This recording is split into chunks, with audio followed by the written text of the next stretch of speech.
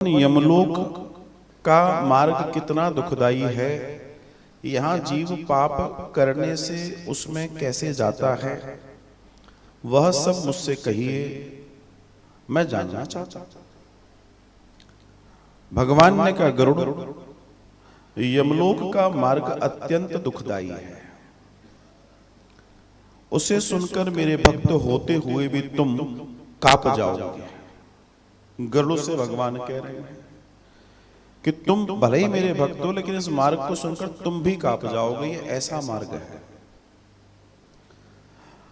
उस यमलोक में वृक्षों की छाया नहीं है जहां जीव विश्राम ले सके, और न तो वहां अन्न आदि है जिससे जीव के प्राण का निर्वाह हो सके, न तो वहां कहीं जल दिखाई देता है जिसे अति प्यासा प्राणी पी सके। हे खग, उस लोक में 12 सूर्य ऐसे तपते हैं जैसे प्रलय के अंत तपते हैं। मतलब ये जो यात्रा है, इसके अंदर जैसे हम जा रहे हैं, तो गर्मी के दिनों में अगर हम रेगिस्तान में चलेंगे और सूर्य हमारे ऊपर है तो तपिश होती है। अब ऐसे 12 सूर्य आ जाए, एक सूर्य की तपन तो हम देख लेते हैं, लेकिन ऐसे ही 12 सूर्य तपने लगे, वैसा ताप उस यात्रा में चल रहे जीव को होता है और वो उससे तपता है।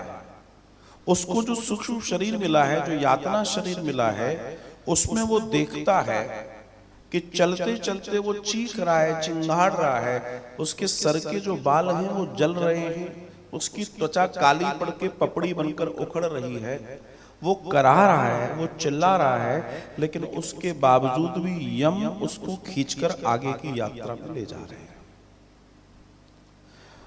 वो पानी मांग रहा है, वो भोजन मांग रहा है, वो छाया मांग रहा है, वो रुकने का स्थान मांग रहा है, लेकिन ऐसी दूर दूर तक कोई स्थिति नहीं है।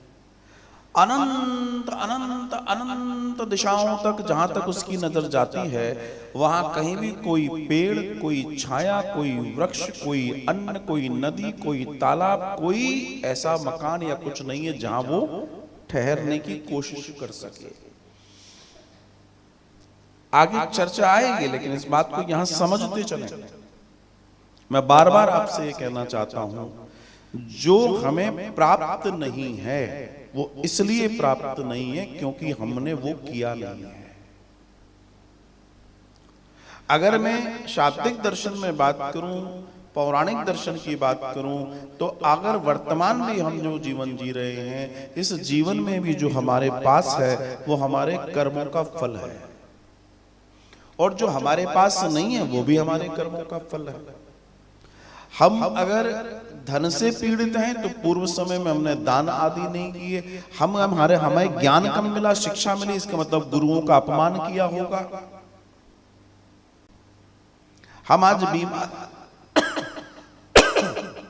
बीमार रहते हैं, निश्चित हमने बीमार लोगों की मदद और सहायता न की होगी। आज हमें कोई दुख दे रहा है, सता रहा है, निश्चित हमने दुख और सताना किसी के साथ किया होगा। मतलब हमारे साथ जो भी घट रहा है वो हमारे वजह से घट रहा है, किसी और की वजह से नहीं घट रहा। वे कहते हैं जैसे प्रलय के अंत तपते हैं, वहां तपन और हवा के से जीव अत्यंत पीड़ित होता है, और इस मार्ग में बड़े बड़े विषैले सांप आकर उसको दंश करते हैं, उसको काटते हैं।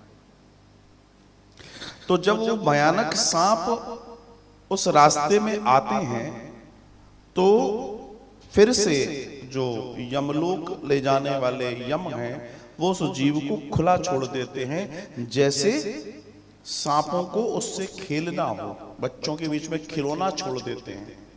ऐसे ही यम उस जीव को, जो पाप करने वाला व्यक्ति है, जो इस यात्रा में, उसको छोड़ देते हैं, और सांप उसको अपने विष और अग्नि से उसको दुख, उसको कष्ट पहुंचाते हैं, और अनेकों सांपों के दंश को उसको झेलना पड़ता है। वो चीखता है, चिल्लाता है, लेकिन उसको कोई बचाता नहीं है।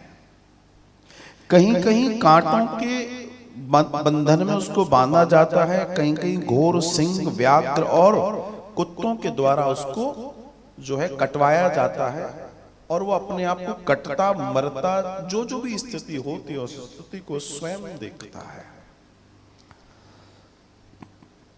अनेकों बिच्छुओं के द्वारा फिर ऐसा मार्ग आता है जिस मार्ग पर पैर रखना, जैसे हम लोग रोड पर जा रहे हैं, सड़क काली है, काय से काली है?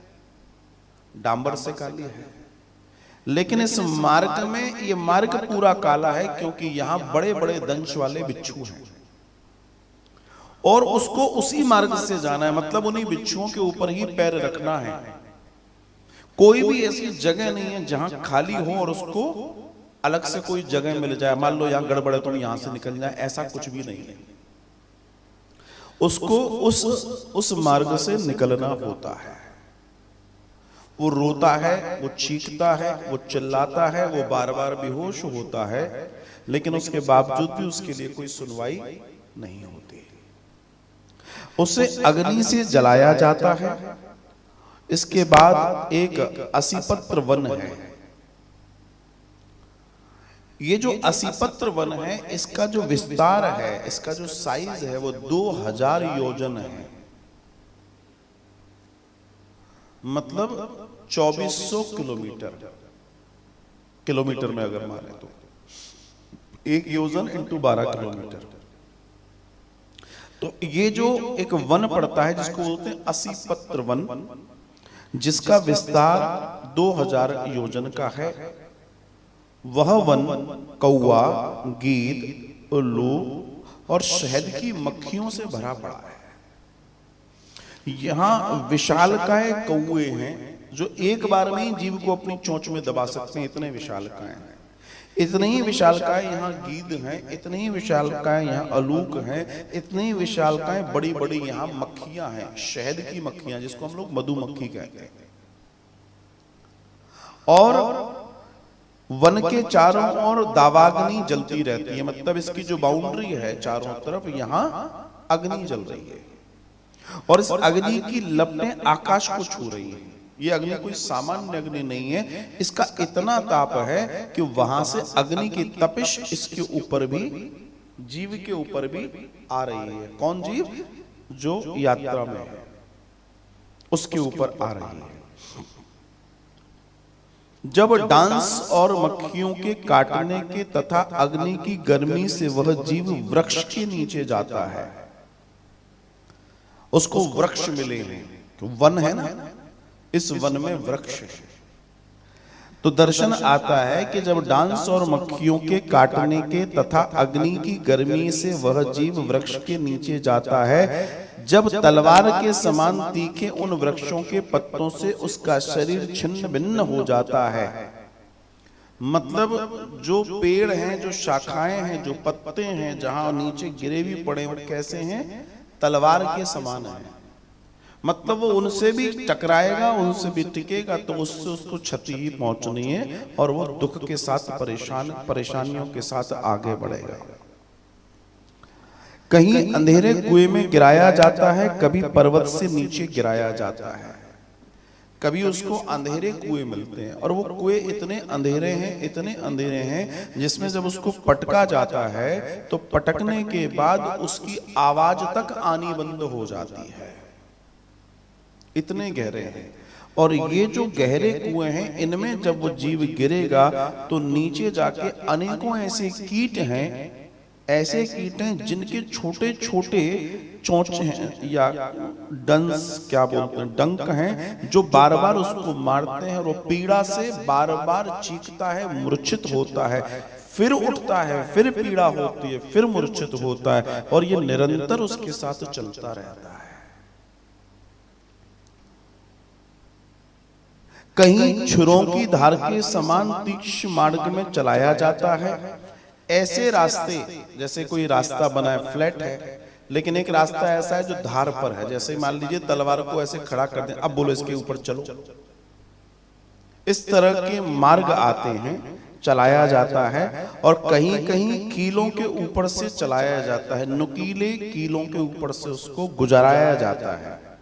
कहीं अंधकार युक्त गुफाओं में, कहीं जल में, कहीं जोंक से भरे कीचड़ में गिराया जाता है, जहां खतरनाक रक्त को पीने वाली जोंकें हैं जो उसको काटती हैं।